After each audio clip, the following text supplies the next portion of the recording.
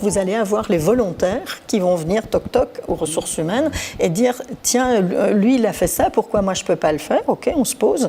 Et toi, tu veux le faire exactement comme ça ou tu vois? Et là, on va aussi voir comment les gens apprennent, parce que vous avez dit entendre, vous avez des gens qui ont besoin de voir.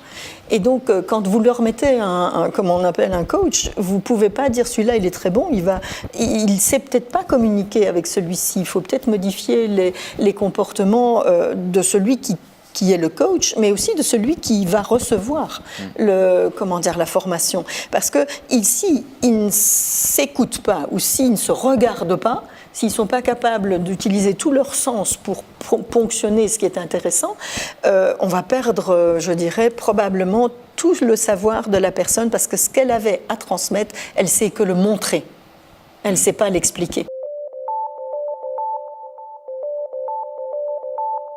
Moi, j'ai eu un cas d'un gars, on l'a mis avec 10 personnes, puis à un moment donné, on a dit, on arrête, il ne sait pas transmettre son savoir.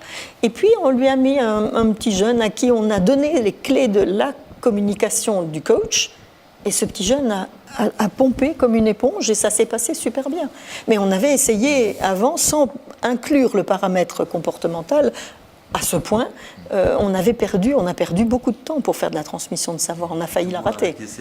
Oui, c'est clairement ce que...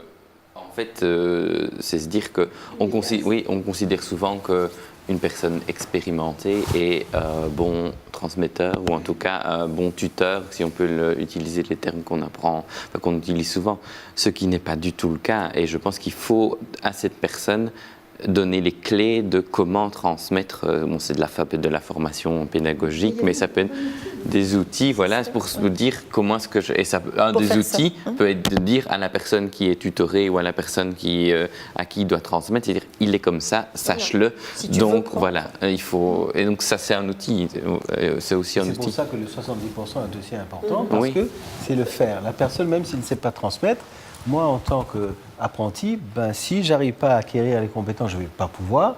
Donc, je vais, d'une manière, trouver les clés. Dans les plans de transmission de connaissances, de compétences, une personne qui arrive n'a pas nécessairement uniquement aussi un seul référent. Donc, si ça ne se passe pas nécessairement bien avec la personne, il y a aussi d'autres personnes autour vers lesquelles elle peut aller. Et c'est vrai que on dit souvent aussi que c'est jamais un très très ancien qui va former un tout jeune. Il y a souvent des échelons entre, à un moment donné, pour pouvoir combler ce gap, mais bon, quand c'est possible.